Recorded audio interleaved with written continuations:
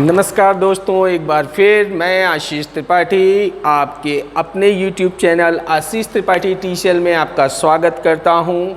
आज हम लोग स्पोकन इंग्लिश के इस लेक्चर में सीखेंगे पास्ट कॉन्टिन्यूअस टेंस। उससे पहले मैं आप सभी का धन्यवाद देना चाहूँगा। आपने हमारे वीडियोस को पसंद किया, सराहा और बहुत अच्छे फीडबैक्स दिए। बहुत सारे लोगों ने सब्सक्राइब किया और कमेंट किया। इसी तरीके से मेरा हौसला बढ़ाए रखिए, हमारे अपने बीच का कम्युनिकेशन कंटिन्यू और सर्कुलर बनाए रखिए, जिससे और बेहतर वीडियोस बनाने की मैं कोशिश कर सकूं।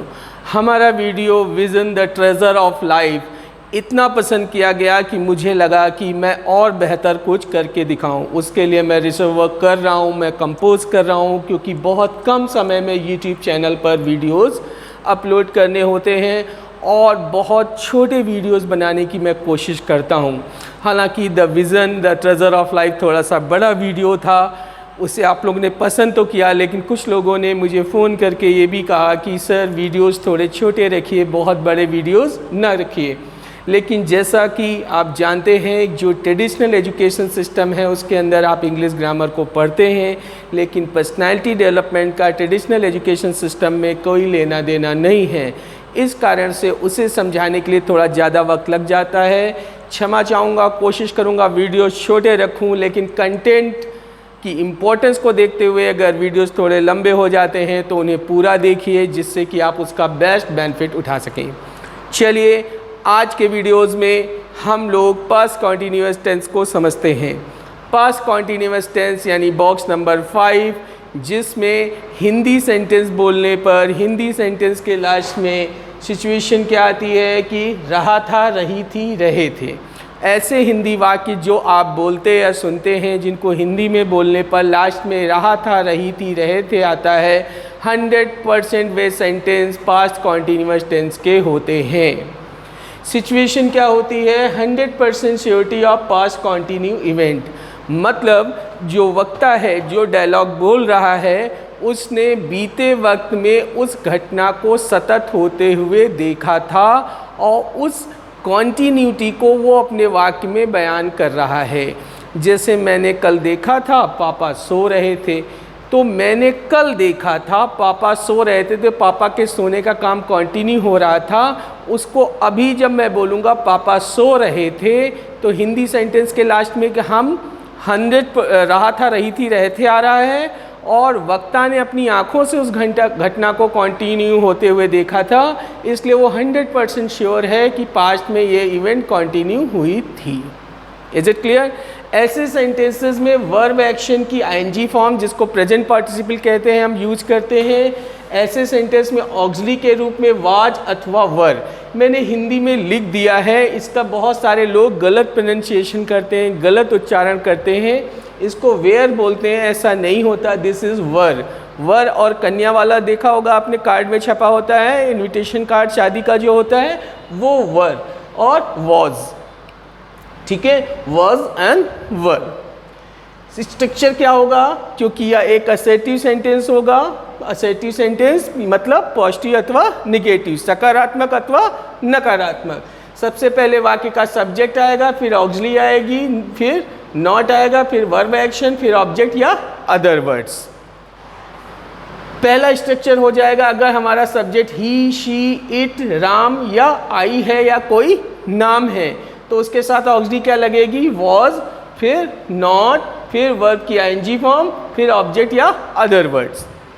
यहाँ आपने देखा आई के साथ हम वॉज ऑक्सिलरी लगा रहे हैं। सामान्यतः कहा जाता है कि आई जो होता है उसको अंग्रेजी भाषा में प्लूरल कंसीडर किया जाता है, लेकिन आई के सामने जब वॉज और वर दो में से एक चुनने की बात आती है तो हमेशा आई वाज को सपोर्ट करता है, लेकिन अगर आई के साथ वर लगा हुआ आ जाए तो वह सेंटेंस काल्पनिक होगा। जैसे काश में राजा होता तो वज वर I wish I were a king. यानी अगर किसी वाक्य में आपको लिखा हुआ या आपको सुनने को मिले कि कोई वक्ता आई के साथ वर लगा रहा है, तो that is a hypothetical sentence, यानी काल्पनिक वाक्य है। सामान्यतः नेचुरल कंडीशंस में आई के साथ हमेशा क्या लगेगा? वॉज। और हाइपोथेटिकल कंडीशन में वर। ठीक है। बॉक्स नंबर 5 यानी पास्ट कंटिन्यूअस टेंस में आई के साथ ऑक्सिलरी क्या आएगी?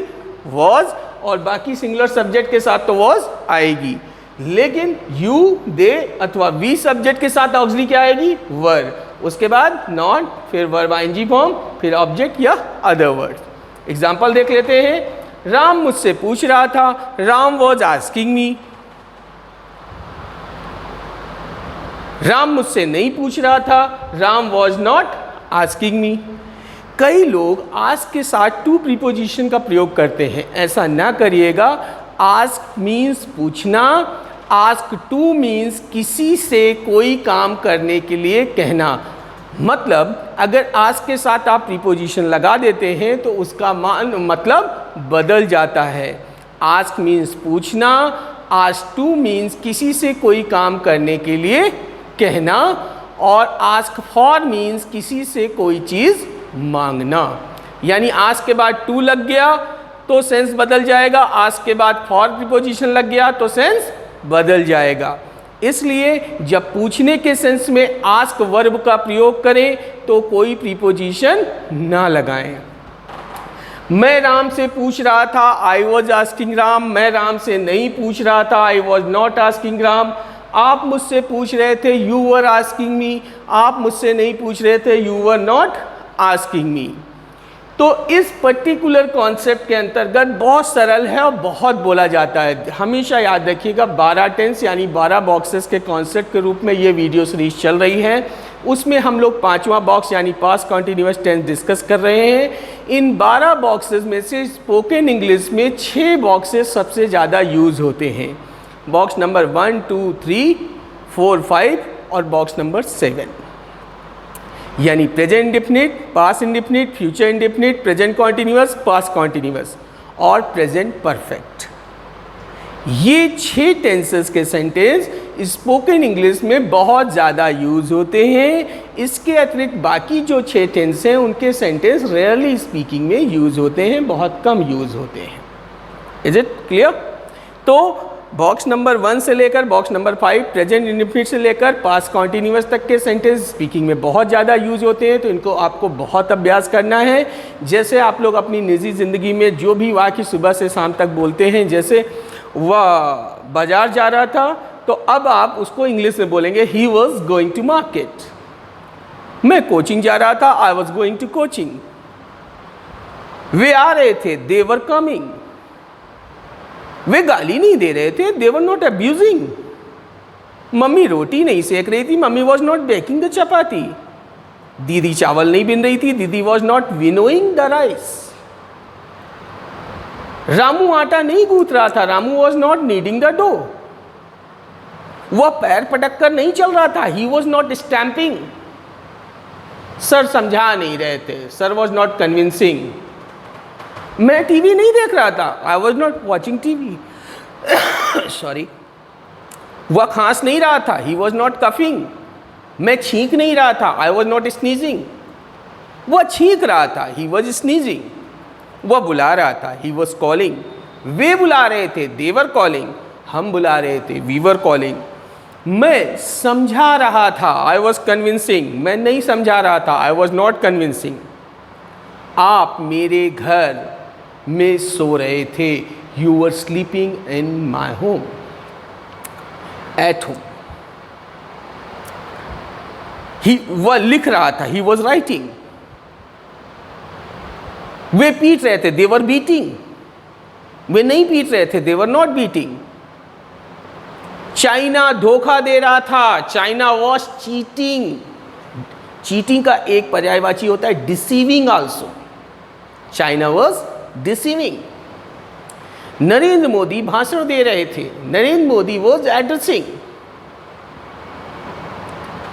मुझे लगता है ये एक बहुत सिंपल ग्रामर है, बहुत इजी ग्रामर है, कोई कंफ्यूजन नहीं है, कोई इम्पोर्टेंट और माइन्यूट चीज़ें आपको ध्यान में नहीं रखनी है। बस 2 चीज़ों का ध्यान रखिए। हिंदी सेंटेंस के लास्ट में रहा था, रही थी, रहे थे आता है, तो इंग्लिश में ट्रांसलेशन के वक्त सब्जेक्ट अगर ही, शी, इट, राम या आई है तो वॉज ऑक्सी लगाइए, यू, दे, वी है तो वर ऑक्सी लगाइए।